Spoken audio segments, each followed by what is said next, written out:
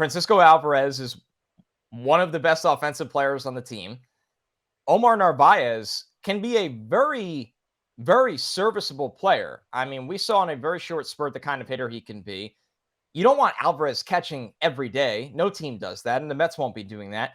I look at it like this, Joe, and they've been so hesitant, besides Vientos, because he's really a man without out of position. They've been so hesitant to have Alvarez or Beatty DH consistently at all when they don't play.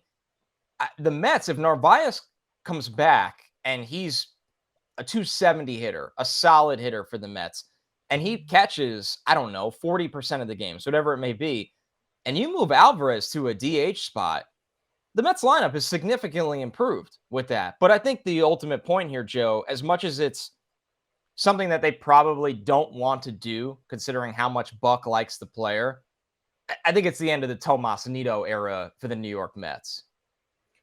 I wonder if it is, to be honest with you. Or do you think they can carry three?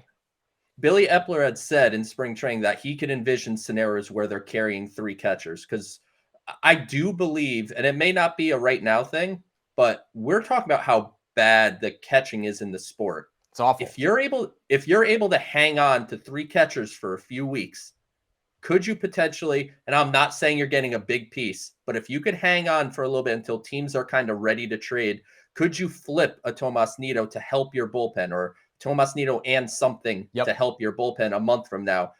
At that point, you'd have to make, that would be at the expense of, maybe one of these low end relievers and carry a deeper bench. Or is it the end of the road for Daniel Vogelback? Is it the end of the road for Tommy Pham?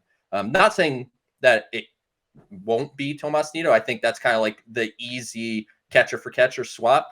But I think we should at least keep in the back of our minds the possibility that they do carry three catchers for a period of time before eventually making a decision. And then you also have the ability to give Alvarez a day off without giving him a day off by putting him at that DH spot, putting Narvaez behind the plate, and then you still have a backup catcher. Because that was, frankly, one of the reasons Buck talked about not wanting to DH Alvarez, is they wouldn't have a backup catcher at that point.